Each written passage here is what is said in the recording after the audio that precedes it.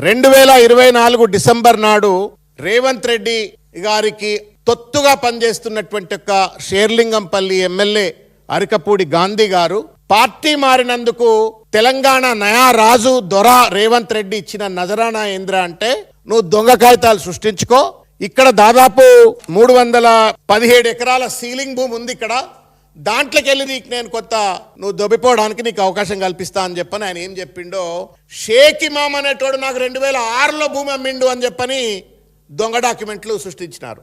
1991లోనే అమ్ముడు పోయింది మొత్తం భూమి, 1 ఎకరం 2 ఎకరాలు 3 ఎకరాలు 4 ఎకరాలు అంతా అమ్ముడు పోయింది 91 to 95. 2006లో నాకు అమ్మిండు అని చెప్పని అరికపూడి గాంధీ గారు 2024లో ఒక ఫేక్ డాక్యుమెంట్ని పట్టుకొచ్చి, అది కూడా ఆయన పార్టీ మారిన తర్వాత ఫేక్ డాక్యుమెంట్ పట్టుకొచ్చి ముందు పెడితే, బాధ్యత కలిగిన ప్రభుత్వం ఏం చేయాలా? పివి నరసింహారావుకు నిజమైనటువంటి ఒక వారసులే ఇవాళ రేవంత్ రెడ్డి ఆ కాంగ్రెస్ పార్టీలో ఉన్నాడైతే ఏం చేయాలా? ల్యాండ్ సీలింగ్ యాక్ట్ను కాపాడాలా? ప్రజల కోసం పారదర్శక పాలన కోసం వచ్చినా అని చెప్పని సొల్లు కబుర్లు మాట్లాడుతున్నటువంటి ప్రభుత్వం ఏం చెప్పాలా?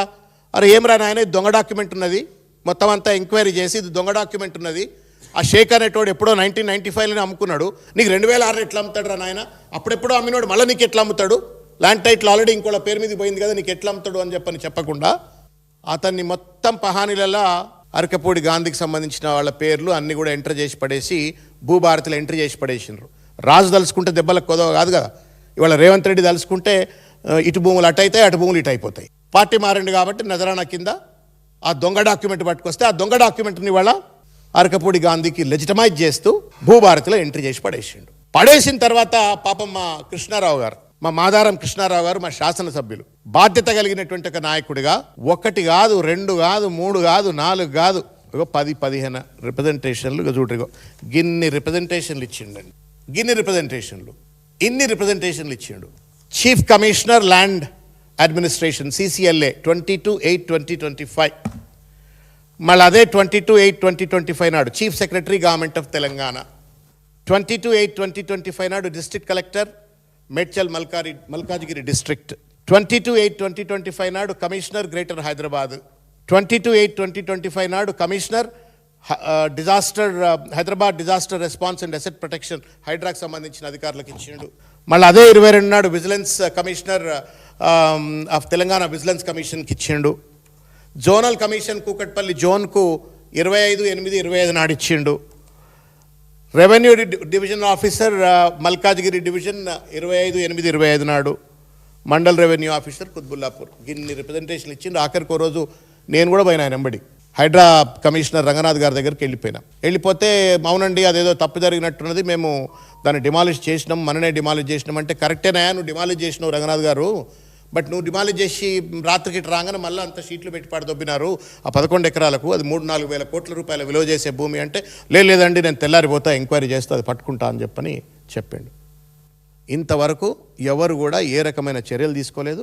4,000 కోట్ల రూపాయల ప్రజాధనాన్ని ఇవాళ గాథ కింద పందికొక్కులు లెక్క రేవంత్ రెడ్డి సపోర్ట్ చూసుకొని ఇవాళ పార్టీ మారిండు కాబట్టి, నజరాన ఇచ్చిండు కాబట్టి ఇవాళ దొబ్బిపోతా ఉన్నారు. ఎవడబ్బ సొమ్మిది, ఎవరి పైసలు ఇవి, ఎవరి భూమి ఇది?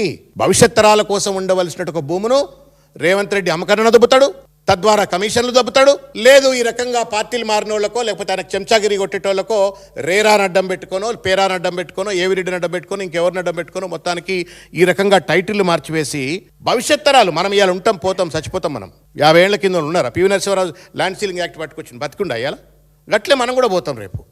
కానీ తరతరాలకు ఉండేది భూమి, ఆ భూమి మీద వచ్చేటువంటి అభివృద్ధి, దాన్ని వాళ్ళ ప్రైవేట్ వాళ్ళకి కట్టబెట్టాలనే చిల్లర కుట్ర, దాని ద్వారా డబ్బులు దొబ్బాలనే చిల్లర కుట్ర ఈ ప్రభుత్వం చేస్తూ ఉంటే, ఇదేమైనా డెమోక్రాటిక్ గవర్నెన్సా? రియల్ ఎస్టేట్ మాఫియా నడుపుతున్న ప్రభుత్వం ఇది, రియల్ ఎస్టేట్ మాఫియా. ఇంట్లో అన్నా నేను మీకు మీరు కేర్ఫుల్గా అర్థం చేసుకోవాల్సింది ఏంటంటే, నేను ఇంతకుముందు చెప్పిన ఈ మ్యాప్ ఇగో D ఉంది, ఇక్కడ C ఉన్నది, B ఉన్నది, D ఉన్నది.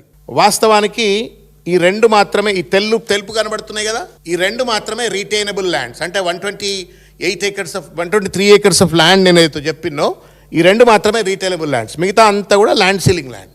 You cannot encroach in to these lands. ఇది ప్రభుత్వ భూమి, ప్రజల భూమి, మా అందరి భూమి. ఇవి ఆల్రెడీ అమ్ముడు పోయినాయి, పెద్ద పెద్ద బంగ్లాలు వచ్చినాయి, దొంగ పేపర్లు షేక్ ఇమామ్ గాడు అమ్మిండు అని చెప్పని సృష్టించిండ్రు. ఇక్కడ నాకు అమ్మిండు అని చెప్తాడు ఆయన, ఎక్కడ ఎంట్రీ అవుతున్నా ఆయన ఇక్కడ ఎంట్రీ అవుతుంది. ఇప్పుడు మీరు ఫిజికల్గా కనుక పోయి వెరిఫై చేస్తే డీలకు పోతున్నాడు. ఈడ ఉన్నాడు అని చెప్పని దొంగ కాగితము, ఆయన ఎంకరేజ్ చేస్తున్నది డీలా, దీని చుట్టూ కూడా ఇంకొక 20-30 ఎకరాలు కొడుతున్నారని చెప్పని అక్కడ స్థానికులు చెప్తా ఉన్నారు. మీరు చెప్పండి, గుండె మీద చేయబెట్టుకొని నేను జర్నలిస్ట్ మిత్రులను అప్పీల్ చేస్తున్నా, మీరు కాపాడకపోతే ఎవరు కాపాడరు ఈ దేశాన్ని.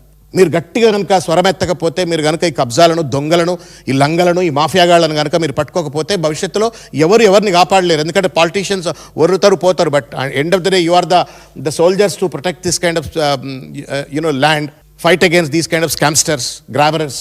1,000 కోట్ల రూపాయల భూమి పార్టీ మారితే నజరాన ఇస్తాడట, దాంట్లోకి వెళ్ళి మళ్ళీ కబ్జాలు, కమిషన్లు దొబ్బుతారట. ఇది ఏం ప్రభుత్వం ఇది?